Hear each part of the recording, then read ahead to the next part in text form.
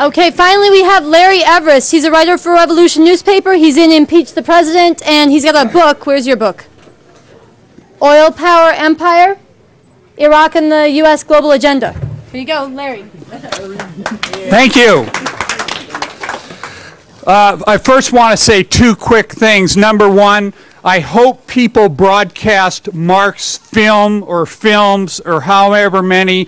We did a speaking tour and showed 4 minutes, just 4 minutes of gun camera footage from Fallujah of the U.S. murdering civilians, and it was a 2-hour program, and that was the most shocking thing people had seen. They had never seen footage like this before.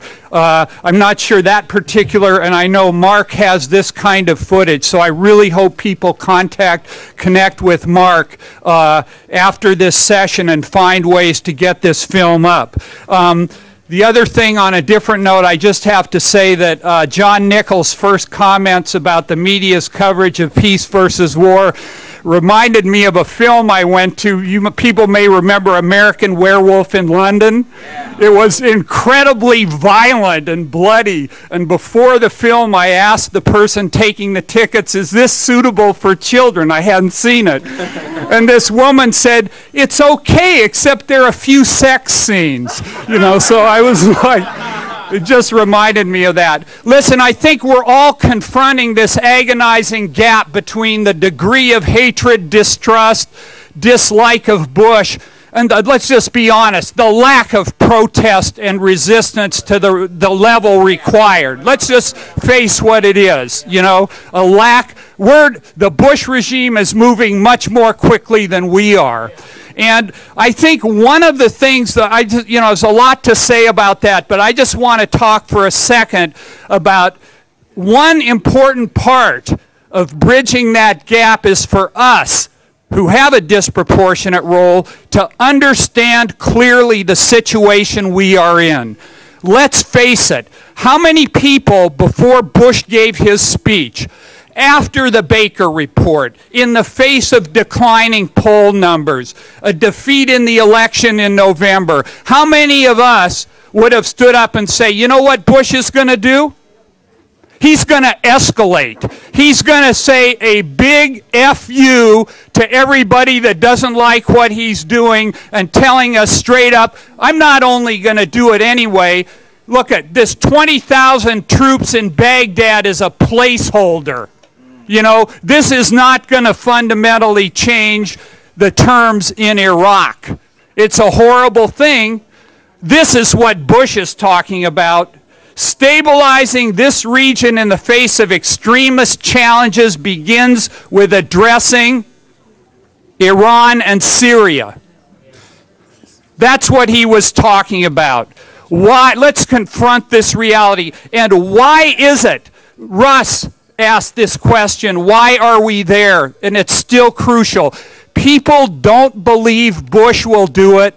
People think it's insane because they don't understand the logic driving it, the method to the madness. Yes, is it madness for the people of Iraq and Iran and us? Yes, it is. But it is not madness for an imperialist system that demands the domination and exploitation of huge chunks of this world, including the Central Asian, Middle East region where 80% of the world's energy lies and is geostrategically positioned in the heart of the world. They do need to do that. That is the nature of this system. And that is why, look, Bush may be stupid, he may not be. He may be clever as a fox, whatever. He's acting on behalf of this system, and we have to confront this.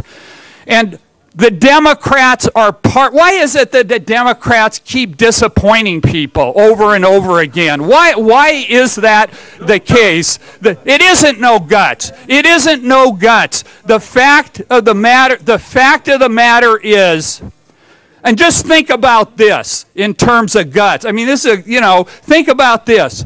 How hard would it be, and what a huge difference it would make if Nancy Pelosi stood up tomorrow and said,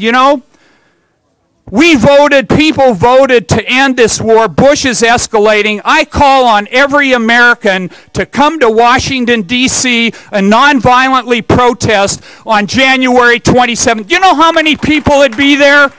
There'd be 20 million people there. But she's not going to do it. And why is that? Because they are part of the same system with the same fears and the same interests. And I think we have to understand, is everything gloom and doom? No, it isn't gloom and doom. If we understand the situation, there's a huge reservoir of people who hate this regime and are sick and tired of all of this. But we have to get those millions and tens of millions of people to break with the illusion that somebody else is going to do the heavy lifting for you. No, my friends, as Jesse Jackson said yesterday when he outlined Martin Luther King's life, it was bricks, it was bullets, it was jail. He put himself on there out, and we have to do the same thing. I want to just end. I've got to say two other things. I want to recommend two things for people in the media that I think can help change this. One is the Bush Crimes Commission DVD that spells out the case for war crimes and crimes against humanity. We have them here for $10. The other is Revolution newspaper. I have a series about why the U.S. is in Iraq, why it turned into a quagmire, and what we should do about it. Thank you very much.